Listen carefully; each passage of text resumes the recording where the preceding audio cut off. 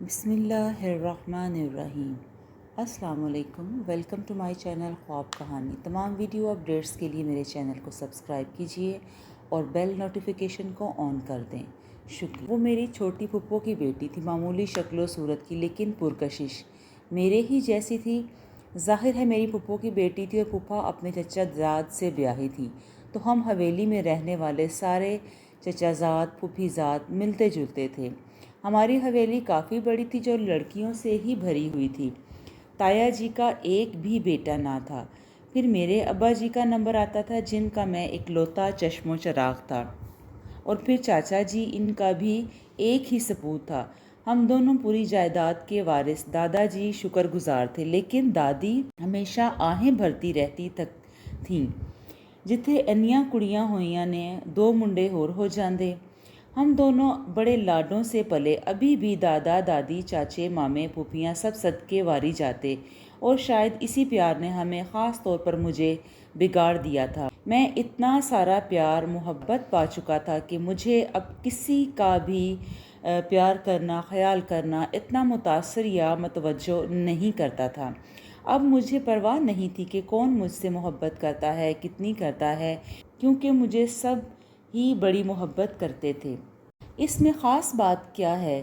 نہ جانے کیوں مجھے اپنا آپ دیوتاؤں جیسا لگتا، جن کی آؤ بھگت میں پجاری کوئی کسر اٹھا نہیں رکھتے تھے، اور میں بھی گردن میں سریا دیے دیوتاؤں کی طرح بغیر کسی تاثر کے غیر مرئی چیزیں کھوجتا رہتا۔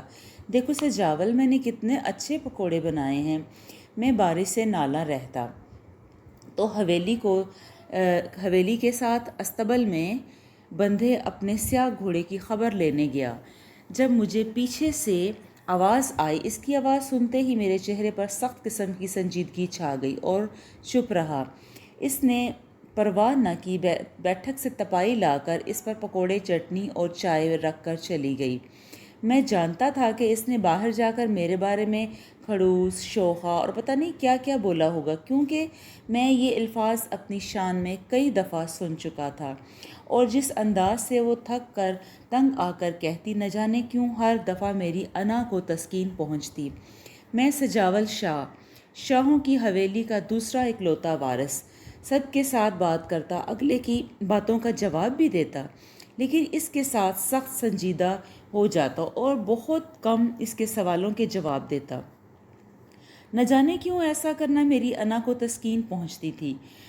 پہلے ایسا نہیں تھا۔ یہ تب سے ہوا جب آج سے 4 سال پہلے میں نے اس کی اور اپنی چچا زاد کی باتیں سنی، جن میں اپنا نام آنے پر میں رک گیا۔ یار، تو نے کدھر پنگا لے لیا؟ وہ تو تجھے گھاس بھی نہ ڈالے گا۔ تو دیکھتی نہیں وہ زمین پر کتنا اکڑ کے چلتا ہے، جیسے آسمان سے اترا کوئی پری زاد نہ ہو۔ تیرے اور اس کمینے کے ستارے نہیں ملتے، تو اپنی راہ سیدھی رکھ، نکال دے اسے ذہن سے، ورنہ وہ تجھے رول دے گا زینب۔ سدرا نے اس کے بازوؤں پر ہاتھ رکھتے ہوئے کہا، کیا یہ اتنا آسان ہے سدرا، کہ جب دل کرے کسی کو سوچ لو اور جب دل کرے چھٹک دو؟ کچھ ایسی بے بسی تھی اس کے لہجے میں کہ سدرا کو چپ کروا گئی، اور میں ایک دم کسی اونچے برج پر جا پہنچ گیا۔ نہ جانے کیسے احساسات ہو گئے کہ گردن جھکانے کا اب دل ہی نہیں کرتا تھا۔ اس دن کے بعد میں واقعی اسے گھاس تک نہ ڈالی کہ کہیں وہ بھی اونچائی پر نہ پہنچ جائے۔ کہتے ہیں عورت اپنے اٹھنے والے چہرے کی طرف ہر نظر کا مفہوم جان لیتی ہے، لیکن وہ میرے لیے ہمیشہ ایک پہیلی ہی رہا۔ ویسے تو اس نے کبھی نظر اٹھا کر مجھے نہیں دیکھا، مگر دیکھ بھی لیتا تو نظر ہر قسم کے جذبے، کسی مفہوم سے بالکل خالی ہوتی۔ میں چونکہ اپنے الہاموں پر بڑا یقین رکھتی تھی، تو مجھے یہی لگتا تھا کہ سدرا ٹھیک کہتی ہے، وہ میرا کبھی نہیں ہو سکتا۔ 4 سال میں اس نے اس کی بغیر کسی وجہ کے بے اعتنائی، جو کہ وہ شدت سے صرف مجھ ہی سے روا رکھے ہوئے تھا، اسے برداشت کیا۔ سنا تھا کسی یک طرفہ محبت کے ساتھ بالآخر ختم ہی ہو جاتی ہے، لیکن میری محبت نہ جانے کیسی تھی، جو اس کی بڑھتی ہوئی بے اعتنائی کے باوجود اسی طرح قائم تھی۔ لیکن اب میں نے اسے پہروں دیکھنا، سوچنا، اس کا خیال کرنا چھوڑ دیا۔ دل بے شک بہت محبت سے لبریز تھا، پر میں تھک چکی تھی۔ اس کے دیکھنے سے اب کوئی مفہوم ایجاد نہ کرتی، بس اپنے آپ میں مگن رہتی، اور میں اس کام میں بڑی حد تک کامیاب ہو چکی تھی۔ پہلے کی طرح اس کے آگے پیچھے نہیں رہتی تھی، بہت کم اس کا سامنا کرتی۔ اب میں اس شخص کے مطالعے کی بجائے کتابوں کا مطالعہ کرنے لگی تھی جو مجھے اخلاقی طور پر سنوار رہی تھی۔ میں اس کی راہ میں رلنا نہیں چاہتی تھی۔ نہ جانے آج کل مجھ میں چڑچڑا پن کیوں پیدا ہو گیا تھا۔ حویلی میں میرا دل نہیں لگتا تھا۔ ماں بہنوں کی محبت سے مجھے وحشت ہوتی تھی، وہ اب بہت کم نظر آتی، اگر نظر آتی بھی تو اپنے کام میں مگن رہتی، بالکل ارد گرد سے لاپرواہ۔ میں نہ دانستہ ہی کھنگارتا، کئی دفعہ اونچی آواز میں اپنی عادت کے برعکس یہ بات کرتا کہ شاید وہ پہلے کی طرح وہ متوجہ ہو، لیکن وہ بھی نہیں، ایسے جیسے اجنبی ہو۔ دن بدن میری بے چینی اور چڑچڑا پن بڑھتی جا رہی تھی۔ ایک دن گھر میں ہی تھا، اپنے کمرے کی کھڑکی سے کھڑا جو حویلی کے پچھواڑے میں کھلتی تھی، اس کو سوچ رہا تھا کہ اچانک میری نظر باہر صحن پر جا پڑی، جہاں وہ کتاب میں مگن بیٹھی تھی۔ بالوں پر دھوپ پڑنے کی وجہ سے اس کی رنگت بڑی خوبصورت لگ رہی تھی۔ دل چاہا کہ ایک بار انہیں چھو کر دیکھوں۔ منڈیر پر بیٹھا کوا بار بار کائیں کائیں کر رہا تھا، جس کی آواز سے وہ بار بار بے چین ہوتی، سر اٹھا کر شش شش کرتی اور پھر کتاب میں مگن ہو جاتی۔ میں نہ جانے کیوں بڑی دیر تک اسے دیکھتا رہا۔ تھوڑی دیر بعد میں نیچے گیا اور جا کر اس کے برابر بیٹھ گیا۔ اس نے سر اٹھا کر مجھے دیکھا اور آنکھوں میں حیرانی نے ڈیرا جما لیا۔ تم؟ وہ کتاب بند کر کے حیرانی سے بولی۔ میں نے سامنے جامن کے ٹنڈ منڈ درخت کو دیکھتے ہوئے کہنے پر اکتفا کیا۔ اچھا، تو تم کتابیں بھی پڑھتی ہو؟ میں نے ذرا سی گردن موڑ کر سرسری لہجہ اپنایا۔ جی، فارغ ہوتی ہوں تو پڑھ لیتی ہوں۔ وہ غالباً مخمخے کا شکار تھی کہ 4 سالوں میں پہلی دفعہ کیوں اس سے مخاطب ہوا، اور یہ واقعی سچ تھا۔ میں نے 4 سالوں میں اسے کبھی خود سے مخاطب نہ کیا تھا۔ اس نے میری بے اتنائی 4 سال سہی اور میں 4 دن بھی نہ سہ سکا۔ عجیب بات تھی۔ تھوڑی دیر میں بیٹھا اور بڑی اکڑ کر کھڑا ہوا کہ میری انا تو اتنی سی تھی کہ اجازت بھی نہ دیتی تھی۔ میں نے تو تھوڑا سا انا سے لڑ جھگڑ کر آیا تھا۔ مجھے یقین تھا وہ پیچھے بیٹھی ان گنت سوچوں میں ڈوب چکی ہوگی۔ آج اتنے عرصے بعد کیوں، کیسے، وغیرہ وغیرہ۔ اور پھر میں کبھی کبھی ایسے ہی اسے مخاطب کر لیتا اور نظر بھر کر دیکھ لیتا، ورنہ پہلے میں اس سے وقت دیکھتا جب وہ بے خبر اپنے کام میں مصروف ہوتی، لیکن اب مقصد اسے اپنی طرف متوجہ کرنا تھا۔ مجھے نہ جانے کیوں اس طرح تسکین ملتی تھی کہ میں اسے خود سے باندھ کر رکھوں، کسی اور طرف متوجہ نہ ہونے دوں۔ مجھے لگا تھا وہ بدلنے لگا ہے، شاید میری محبت میں اتنی طاقت آ گئی ہے کہ وہ بدل گیا ہے، میری خاموشی اور میرے غم کو سمجھنے لگا ہے۔ میری محبت کی صدا اس کے دل کے نہاں خانوں میں پہنچ گئی ہے اور میں اب آہستہ آہستہ اس کی طرف مائل ہونے لگی۔ لڑکیاں نہ جانے کیوں ہر عمر میں جھلیاں ہی رہتی ہیں۔ 2 بول محبت کے، ہر عمر میں ان کے ہر غم کا علاج ہوتے ہیں، ہر غلطی کا ازالہ۔ بس 2 بول محبت کے اور ان کا دل پسج گیا۔ لڑکے چاہے لڑک پن میں ہوں، جوانی میں، یا چاہے بوڑھے ہو جائیں، وہ ہمیشہ پکے اور پیٹھے ہوتے ہیں، جبکہ ہم لڑکیاں کسی کی ذرا سی توجہ سے ہی پگھل جاتی ہیں۔ وہی حال میرا تھا۔ اب یہی میرا معمول تھا، اسے محبت کرنا، اس کے لیے مختلف چیزیں بنانا، عقیدت سے اس کی ہر بات سننا جیسے وہ کوئی دیوتا ہو۔ پھر وہ کچھ ہی عرصے بعد رنگ بدل گیا، پہلے جیسا سجاول شاہ بن گیا، جس کی پہچان بے حسی اور لا تعلقی تھی۔ میرا مقصد پورا ہو گیا تھا، اب پھر سے اپنے آپ میں مگن ہو گیا تھا۔ یہ بھی عجیب بات تھی، مجھے کسی اور سے کوئی فرق نہ پڑتا تھا کہ کوئی مجھے کتنی اہمیت دیتا تھا یا کتنی محبت کرتا تھا۔ وہ اکیلی تھی، مجھے اہمیت دیتی تو مجھے اپنا آپ بہت بلند سا لگتا، اگر وہ منہ موڑ لیتی تو مجھے آپ نے برابر کے نہ لگتا، تو مجھے اپنا آپ نہ ہونے کے برابر لگتا۔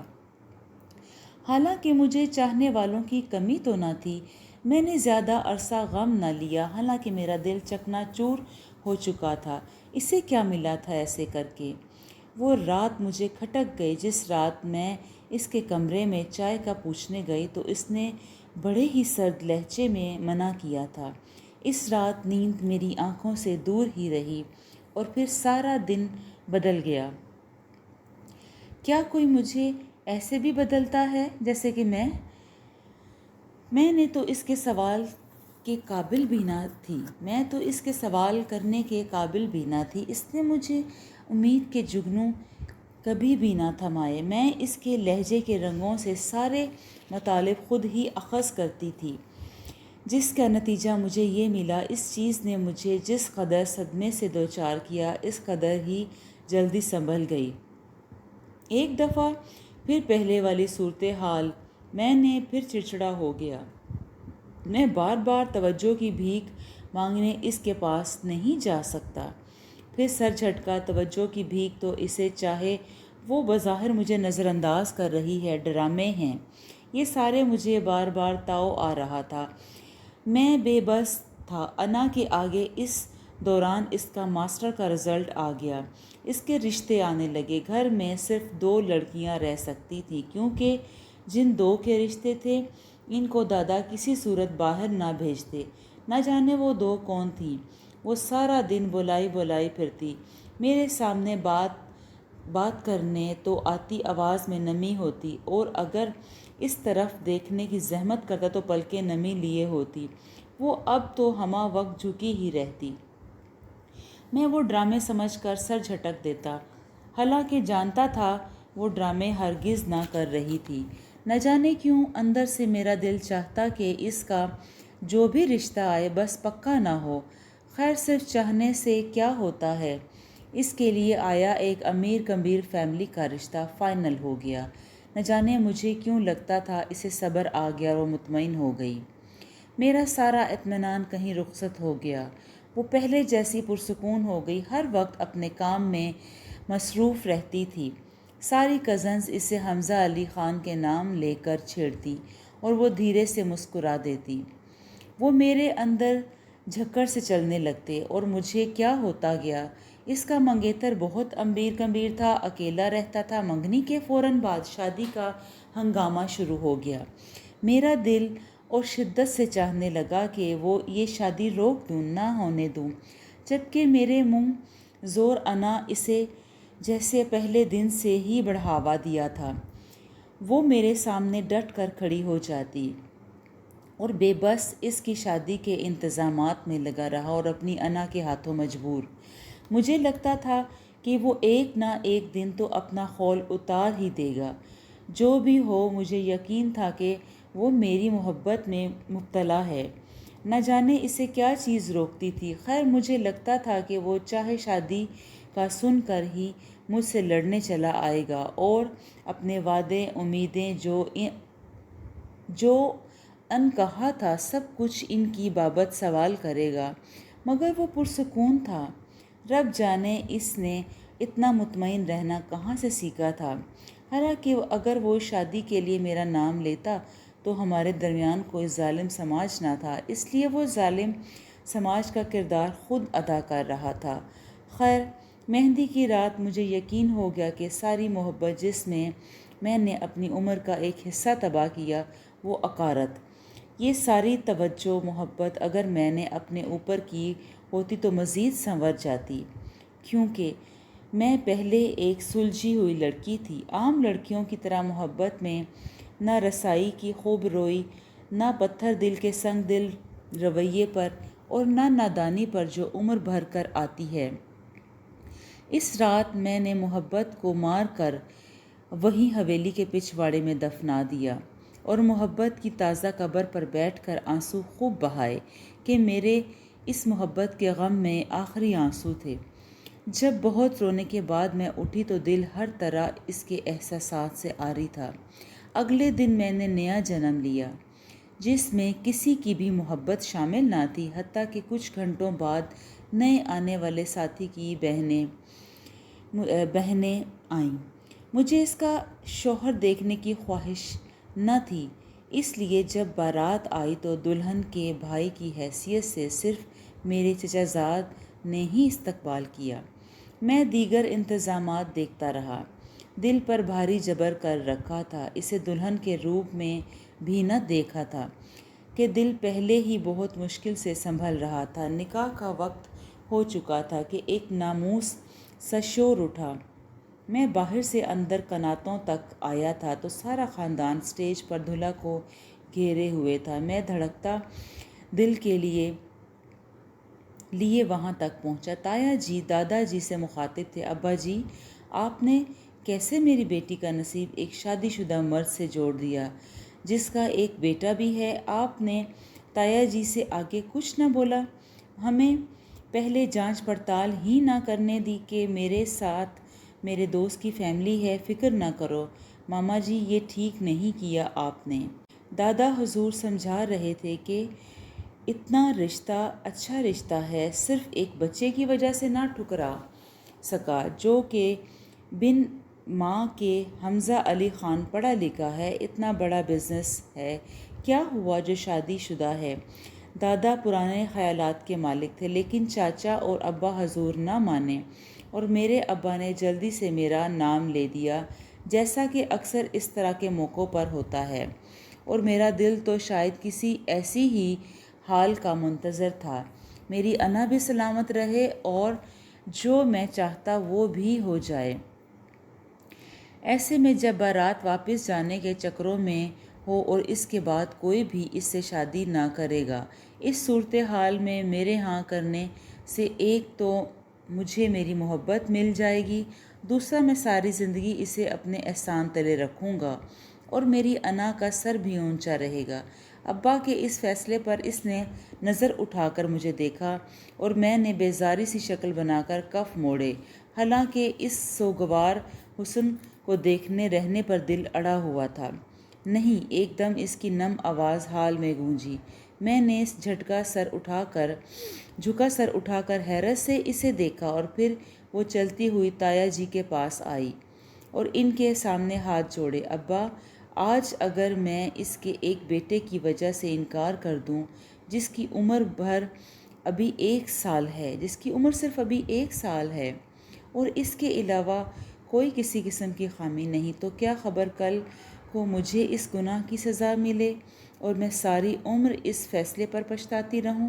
آپ پلیز انکار نہ کریں۔ اس کی آنکھیں آنسوؤں سے بھری ہوئی تھیں۔ مجھے لگا میں فنا ہو گیا، کسی قبر پر زندہ گاڑ دیا گیا۔ میں اسے روکنا چاہتا تھا لیکن اسی لمحے بھی میرے قدم زنجیر ہو گئے جب وہ آنسو بھری آنکھیں مجھ پر ٹھہرے قبول ہے کہہ رہی تھی اور میں ہمیشہ کے لیے ان آنسو بھری آنکھوں کا اسیر ہو گیا۔ جب مجھے ہوش آیا تو وہ رخصت ہو رہی تھی۔ سب سے ملنے کے بعد وہ میرے سامنے کھڑی تھی۔ میں نے بس اسے دیکھ کر منہ موڑ لیا۔ آج میں اپنے عروسی بیڈ پر بیٹھی سوچ رہی ہوں، میں نے اپنی 5 سالہ اذیتوں کا بدلہ لے لیا، حالانکہ وہ تو اپنی انا پر ہی ڈٹا رہا، جبکہ محبت میں تو کوئی انا کا عمل دخل نہیں ہوتا۔ جی ناظرین، تو آپ کو یہ سٹوری کیسی لگی؟ اپنے میسیجز سے مجھے ضرور آگاہ کیجیے گا۔ شکریہ۔